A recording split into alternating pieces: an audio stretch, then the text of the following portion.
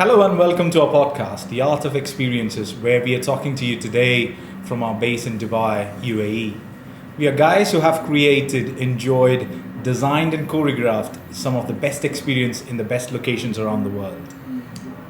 Today we will be podcasting episode 8 in our new series, The Art of Experiences, especially for our lady viewers. We will be having a conversation with Ravi. He'll be telling us about his likes and dislikes. I'm Nick. Obviously the smiling guy on the far side there is Ravi. He doesn't have any reason to smile, I can tell you. See if he's still smiling at the end of the podcast. And next to me is Arjun. We are designers, architects and techies, and above all we're on a journey to tell the wider world while some experiences just work and some do not. Well guys, it's great to be here, thank you. And the script actually says that I'm really looking forward to the conversation, but I'm really not sure actually if I'm not looking forward to this conversation. But I think it's going to be just chatting, so it should be fine. Well, let's see, shall we, Ravi? We're going to be going in depth and discussing the darkest secrets of Ravi Raj, which we've got 30 minutes to tell you all about. So chaps, today we'll be not introducing a new format as it says in the script, but we will be continuing with a successful format, which is called Just Chatting. Thanks, Tom, for changing the script after I've read it. Where one of us will be in conversation. That one of us is Ravi, as I've explained. Ravi will be answering questions that have been asked by you, our viewers and listeners, so thank you very much for your input and feedback. And it says here, by the other two, I presume that's you and me, Arjun. Yeah. That's it, yes. Off we go. So let's get on with it, shall we? Okay. So, Ravi. All right. Where should we start, Arjun? What's the first question? I mean, we can start with the simple questions before picking his brains. Yeah, tell us about you, Ravi. Tell us about your professional life, how you came to be where you are today, and tell us a little bit about your journey. Okay, all right. Just for the sake of viewers, my name is Ravi Raj Deshmukh. Everybody calls me Ravi, and that's fine. I love it. I'm an architect by profession, and I started this journey almost around 17, 18 years back in the day when computers were just actually about to be introduced in the design industry, which I belong to. I started my journey as an architect, obviously, designing buildings all across India. And then soon I got pretty much interested in commercial interiors and as they call it, interior architecture.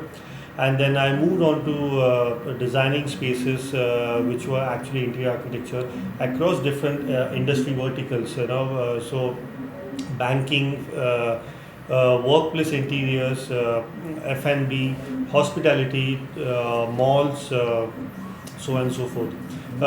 I started a journey as a junior designer, and then I moved on to become an architect, then a senior architect, then a project architect, then a project manager, then head of projects, where I was actually managing a team of almost 15 to 16 people with a profit and loss accounts to be looked at. After that, I went on to become the head of department. And then today I'm working as a chief operating officer for a company called as Principal Global. Okay, very interesting, Ravi. I mean, I don't know, the life's journey is an interesting one. So, I mean, I think the purpose of this podcast is to kind of shed some light on your experiences and to specifically help people who might be choosing this career as a path to go on and give them some advice. So, the question I've got for you is, when you were a young man and you were thinking about being an architect, I mean, by the way, what a cool profession, seriously, being an architect. What did you imagine it would be, and did it live up to your expectations? Okay, that's a very interesting question actually, Nick, because I remember actually initially when I was very young and when I was in the school, I wanted to become a doctor. And I was very fascinated, and I used to tell everyone that I would like to become a heart specialist, a cardiologist. But soon after, as I moved up the school ladder, I realized that biology is not my subject. Though you're still interested. Don't tempt me, Ravi.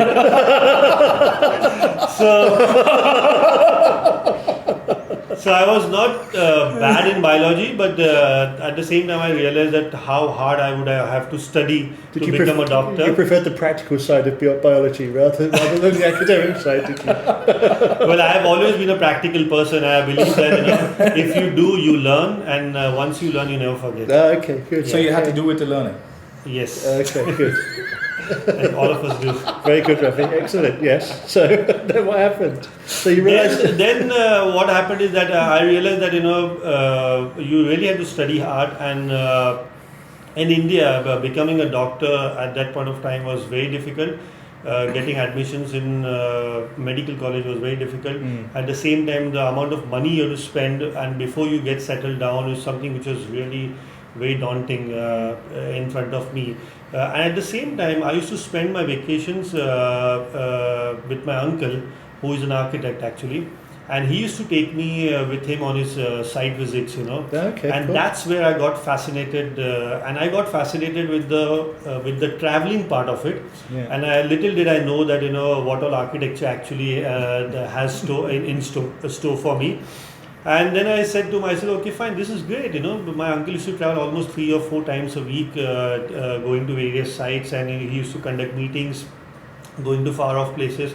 And that's what really interested me. I said, I want to become an architect, And I didn't really know that. I thought architects are the ones who travel all over the places, and that's it, Yeah. And then once I got into architecture college, for the first for the first 6 months, I didn't even understand what was happening because to me, if you're studying, the study has to be physics, mathematics, science, and everything. And drawing is not a study. Drawing was always a subject which was kind of overlooked in the school, and you just got through by doing something over that. Having said that, I was not bad at studies in architecture. I was quite good. But it took me a while to understand what the profession is all about. It took me a while to understand, how architects can impact the society in which they live and stay. It took me a while to understand that architecture is just not about creating pretty looking designs. It's also about how you affect the society. It's also about how you affect the life of the people who use that space. So from then onwards, my real journey started. From then onwards, I understood architecture is apart from the fantastic life that I had studying architecture, visiting different places, exploring different places, exploring different things, but also working hard, because it as a student life is a very hard life for architectural students.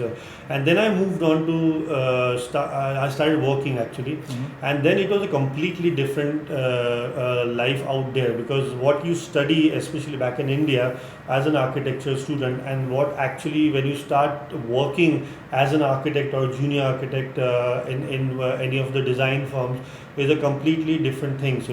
They are very so whatever you have studied is utilized, but probably that's only 20% of what you're supposed to know, and the 80% is a on-the-job training that I took to understand and learn how architecture is. So interesting. So it's a very, very interesting profession, and as you start developing yourself, as you start understanding who you are, what you are, and what you can do, it's really interesting. Well, it's obvious that you're very passionate about it, Ravi, because just in your daily work, we work together, viewers. So I don't know whether you realise that, but we all work together. But when projects come in that are of an architectural nature, Ravi gets drawn towards them, and you can feel the passion that he has for creating beautiful spaces, but not just, colouring the walls and putting down cushions and making sofas. It's much more strategic than that. And I think listening to what you've said, Ravi, is that it's important to go through the education process, but to be prepared at the end of it to almost begin your learning journey again. It's like a solid foundation, but applying that know-how that you get from university to the practical world is very different. Arjun's an architect as well, so Arjun, maybe you could grill Ravi on one or two things, or perhaps we can steer away from architecture and be a little bit more, shall we say, for you ladies, revealing. I have 2 questions in the same context for you. Both have, when I say the same context, what it means is how it has impacted you. So the first question is about ragging in college. Okay. How that has changed you as a person, and has it had an impact in sculpting the architect that you are today in any way? That's question number one. Question number two, we all, you seem to have a much more fascinating story in terms of how you got drawn towards architecture. Many people are not blessed with such things. They just randomly show up there and then realize that it's more than, they started biting more than what they can chew. So what is that most, that turning point in your college life wherein you started getting all the more serious towards architecture? Okay. Fantastic question, Arjun, and both of the questions, I don't know if it's thankfully so, but I have lived through those experiences. Now, when you talk about ragging, I think let's elaborate what ragging is. Ragging is basically when you are a fresher in a college and when you are in the first year, all the seniors or your college mates, they just round you up and ask you to do some funny things, and the way they do it is sometimes really very scary. Sometimes it's funny, but you're not allowed to laugh, and sometimes it's just the sake of doing it, Like what, Ravi? Stripping you naked and tying you to a lamppost, that kind of thing, or? Well, I wouldn't like to elaborate on that because I think it has got both good side and the flip side to it. Right. Because there have been incidences wherein this has been taken to extreme, and things have happened really bad, and I do not support that. And at the same time, what it taught me is that actually I came from a background wherein my whole life was actually revolving around a certain neighborhood.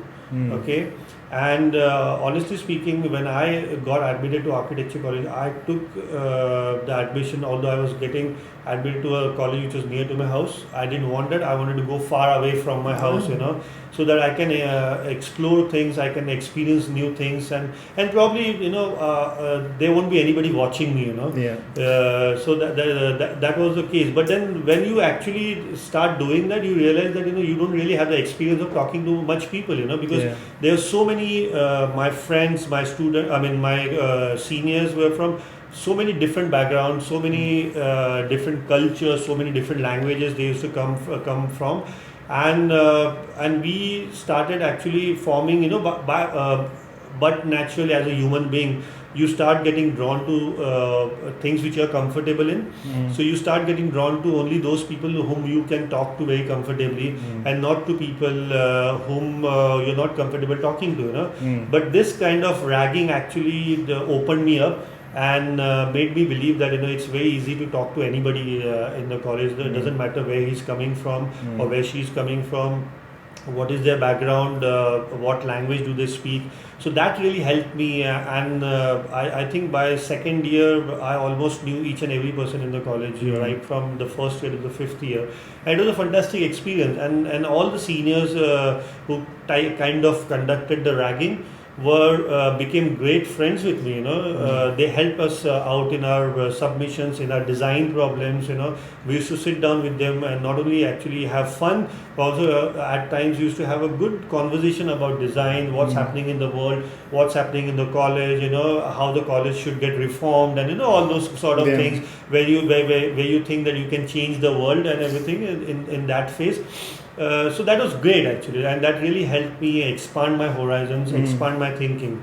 So that it did help me, and thankfully so it was not that extreme, but I would say that ragging as such, I think it's legally banned now in India. Is it? Yeah, it's officially banned, and it's a good thing because it's not great, because not everybody has the mental capacity to take it. It's all about your mental capacity, how much you can take it and how much you can learn. So I do not support that. It sounds like you, ever since you were very young, Ravi, you've had this dream to be an international person. And you've achieved it now, haven't you? I know there's a second part to Arjun's question, but I just wanted to emphasise the point to our listeners that if you have an ambition to go beyond the boundaries of where you live, to be an international person. I'm the same, by the way. When I was a little boy, my dad used to travel all around the world, and I used to go to the airport and look at the screens in the airport and all of the destinations. And then one day I went to the airport and I looked at the screens, and I'd been to all of the places on the destination. You have that within you, and I think it's really admirable, Ravi, because in your culture you could become very insular. I mean, India is such a big place, so insular in the context of 1.4 billion people is not necessarily insular in the context of the UK, where I'm from. But you decided you wanted to be international, and the opportunity presented itself, and you went for it. And now, I think I know you personally as well as professionally. You can count people from all sorts of nationalities as your friends, and you really have achieved that goal. Yeah, and one of the things that's helped you get there is your chosen profession. Yeah, true. Thank you. And also, I think I didn't realize so far, but when I'm talking today, I realized that whatever I have actually experienced back in the day, right from beginning of the colleges to my early job experiences, has really helped me actually to be able to talk to different nationalities, to be able to respect each other's culture, to be able to be tolerant about each other's nuances, and that really helped me on the international forum as well. So now coming back to your second question, which was about which point did I get serious? Has it happened yet? I don't think it. But before you answer that, now do you see where he gets the confidence from to talk to people? I do. You know what I mean? I do. Maybe you can help me also find out where I get the confidence from. But yeah, it normally comes in a bottle, doesn't it? A lot of people where I come from, they get their confidence from there. From a single malt. So I think my journey in the college was pretty much a roller coaster ride, and if I look back, I think there's nothing that I would like to change if I had to do it again, although I don't want to do it again. So what happened is that I think the first year just went in trying to understand what architecture was and how it was and all that. Second year, I think I fared very well. I did very well in my studies in architecture. But then somehow in the end of second year and third year, that's when, and I was pretty much close to my cousins and everything, and one of my cousins was a civil engineer. And then he went on to, the moment he passed out from civil engineering, he never practiced civil engineering. He went on to do a course in IT, and then he got into the IT. And then, and the first salary he got was pretty high and everything. And then the first salary we used to get an architect after fifth year was probably 1/5 of what he was earning at that point of time. And then suddenly something came onto my mind, and I was like, oh no, I don't want to do this. What's going to happen to me? Because I always believed that once you are in the society, it doesn't matter whether you're an architect, lawyer, or a doctor, or a policeman, or anything. Society looks at you at the same level, in terms of where you come from, how you fare, and everything. I wish that was true, Ravi. Yeah? I really wish that was true. Yeah, but that's what I thought back in the day, It was true. Yeah. And so I kind of drifted, and then suddenly the one who was doing well, I literally drifted down the hill, and I was not doing well, and I kind of literally failed in a few subjects, and then I realized that I think I was sitting one day, and then I spoke to my mother, and then she was also worried about me because I was talking about leaving architecture, and I was saying that it doesn't matter if I've spent 2 years, I'll go back and I'll get an admission in engineering, and then I'll be an engineer, and then my mother was there trying to convince me that whatever you have started you should finish, and then you decide what you want to do in your life. Nobody's going to stop you from doing what you want to do in your life, and that kind of stuck me in my head, and that was a complete change moment because after that, so architecture is in semester pattern. So I was in 5th semester, which was in 3rd year, which I had failed in couple of subjects over there. I went on from there in the sixth semester, wherein I topped my class actually. So I completely changed, and I remember one night I used to stay in an apartment with my friends, and we used to do. I mean, in architecture, it's pretty common to burn the midnight oil and do your drawings and sheets and everything.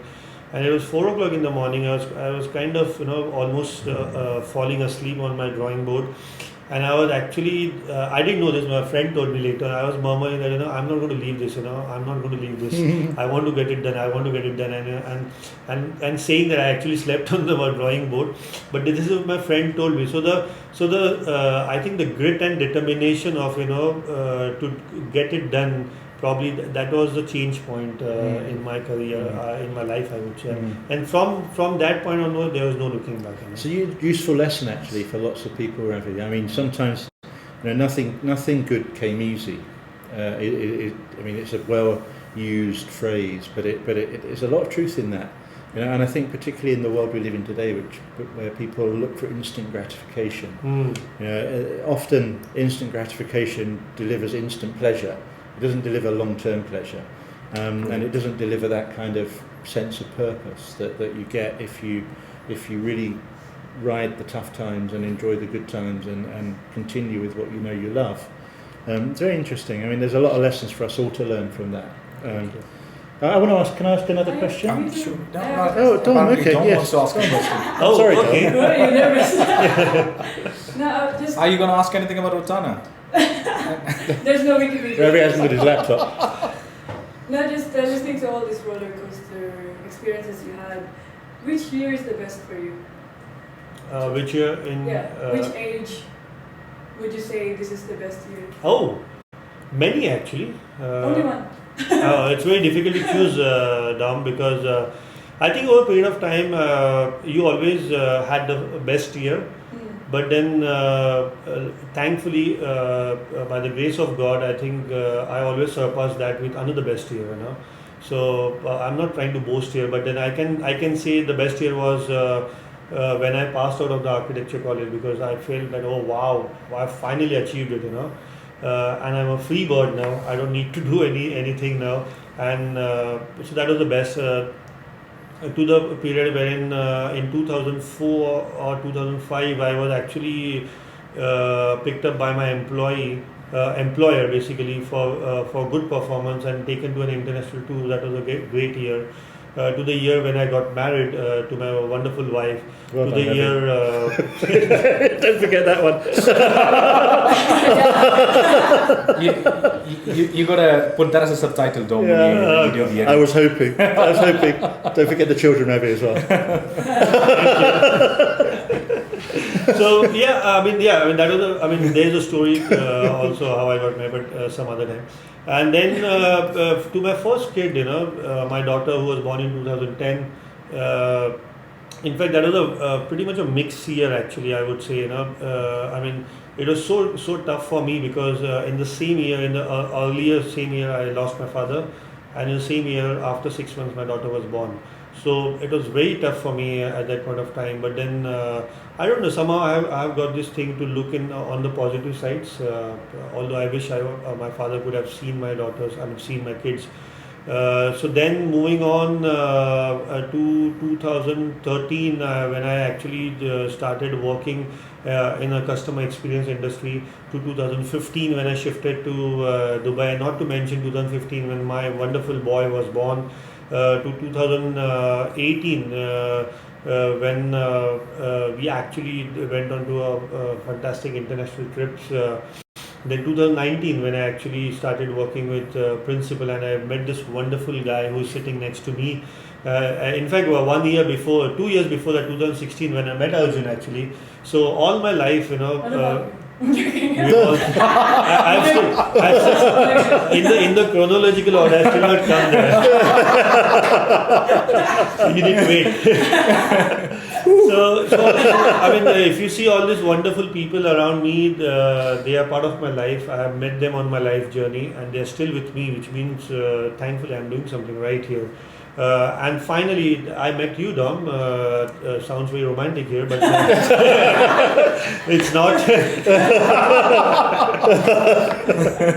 2021 is a year, this year, guys, and it's going great. I mean, there's nothing to complain. God is great. Life is great.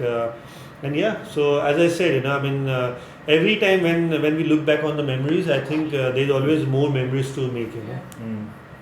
Very well done. Yeah. Thank you.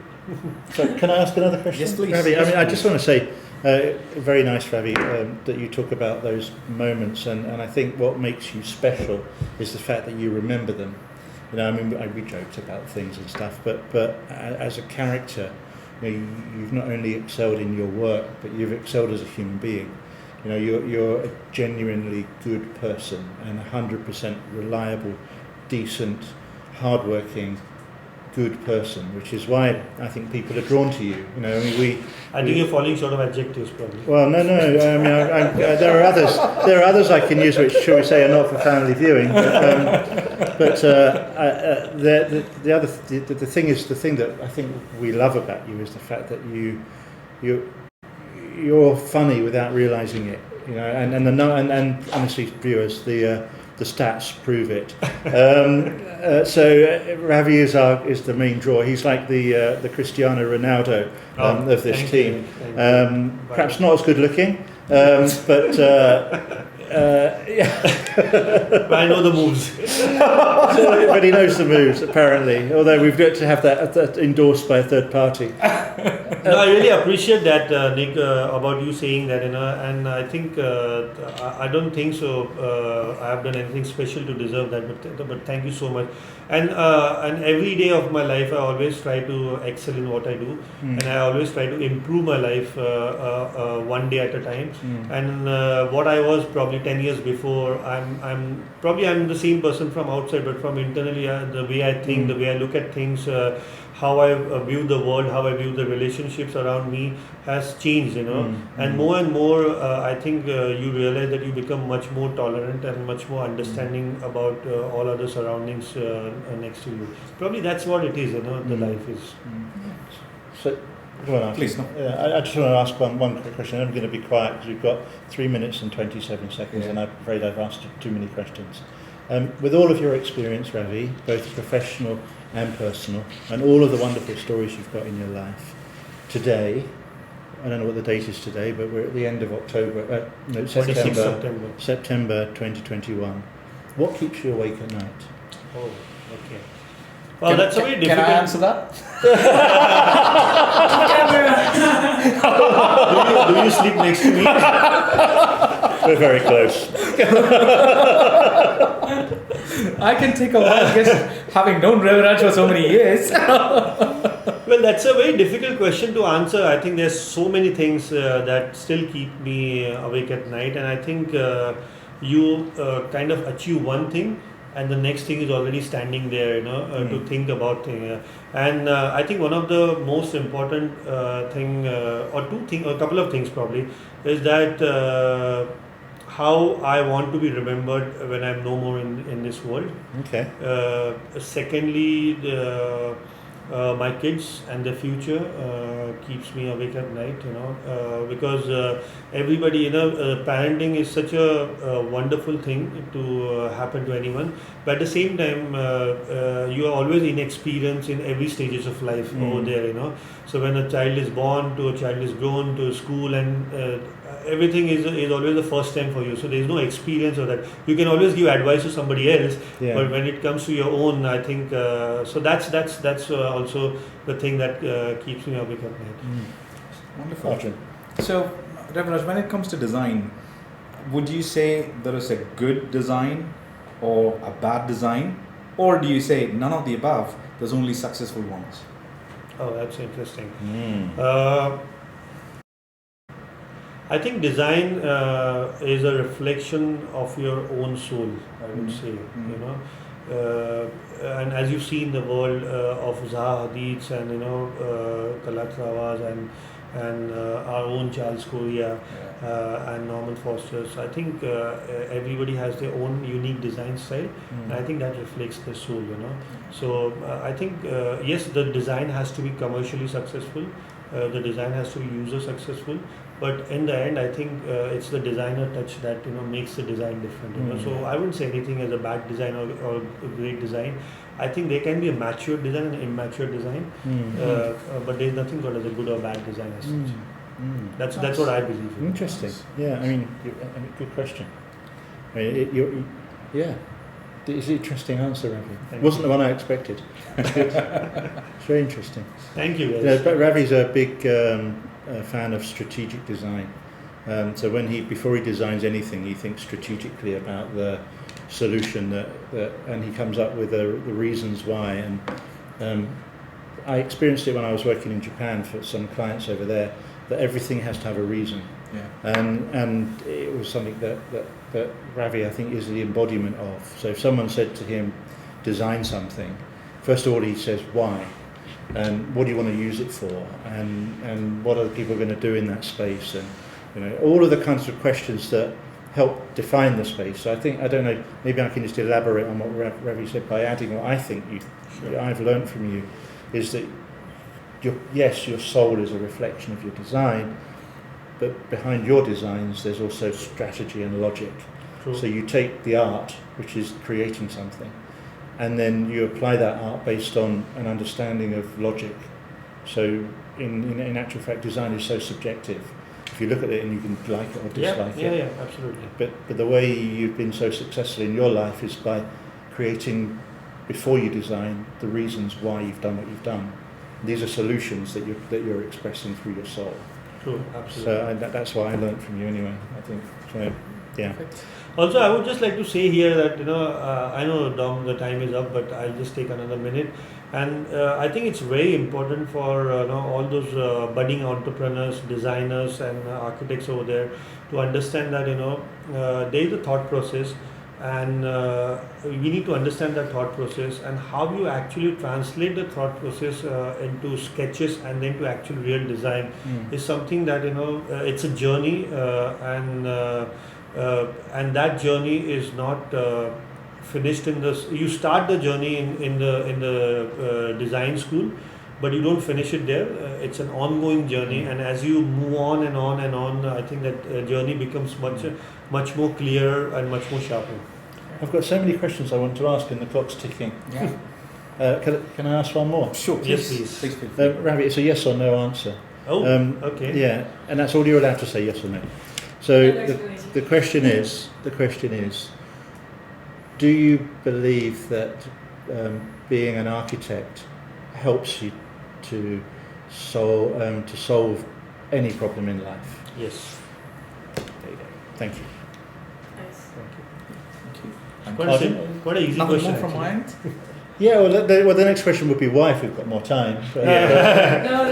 Maybe we'll do part 2 of Ravi. maybe, yeah, because I think I agree with you, by the way. I think being a designer helps me solve any problems in life. Absolutely. If I follow the design process, It can be applied to anything in life, any situation in life. It always works. I think in probably life, in business, in personal relationships. we can pick that up as a topic for one of the episodes. If people are interested, Design and life. Yeah, if people are interested, we can do that. I think How it's we a were good able idea. to tackle, how we were able to tackle life from a design perspective. What about you, Dom? Would you be interested in that? Yeah. Good. Her answer was pretty quick. You know what, guys? I don't know about you guys, but I think we might actually commit to having Dominique on the other side of the camera. Yeah. For one of our Absolutely. podcasts. I think it's time that we do that. I think it's Yeah, time, exactly. Dom. I think it's time you Exactly. cross the threshold Yeah. and you come and join Einstein and the Three Stooges. Yeah. Yeah, very nice. So by the way, guys, we just want to tell you that this is a new toy that Nick has bought in the office, which is a 3D printer. So as you can see, the wonderful Albert Einstein 3D printed is so wonderful, and it looks really nice, and a 3D printed vase, I would say. So, yeah, it's something, isn't it? Should be a lampshade. We like the shape actually. Yeah. And we are on a Whatever it journey is, to print a lot of other stuff. So stay tuned for that as well. Yeah. Very good. Perfect. Alright. So thank you, Ravi. I hope you guys enjoyed Thank you, that. guys. Thank you. So I'll read the outro now for my bit Yes, anyway. please. It says, thank you for listening to The Art of Experiences, everybody. I really appreciate it. We love receiving your emails, and most of them are nice. In fact, all of them are nice, so thank you so much for that. We are Nick, that's me, Ravi, that's him, and Arjun, that's him in the middle. Thank you to our producer Dom, who you haven't seen yet, but you will see. She's got very expensive fingernails at the moment, but the glitter. But you'll get to meet Dominique next week, I think. No! We'll see. We'll try we'll have a poll actually. Maybe you, our listeners, could let us know if you want to see Dominique or not in our podcast next week. And if the answer is yes, which it will be, because we manipulate the polls here, then you'll see her next week. But thanks, Dom, for putting the podcast together. Great. All right, before I read my outro, I just want to thank both of you and Dom for allowing me to share my journey so far. And this is the first time I have done in my life. I never did this before. Thank you. It is emotional, somewhat actually. So here you go, guys. If you enjoyed our show, please leave us a comment below, and please don't forget to like and subscribe to our YouTube channel, The Art of Experiences. All right. So join us on our next podcast, where we will be talking about the post-pandemic future of work. Interesting. That's interesting. That should be a very interesting topic, considering the current scenario that we are going through. Indeed. Yes. So bye for now. Bye bye for That's now. all from Thank us you for this week. listening. All right, thank you guys. Bye-bye. Thank you.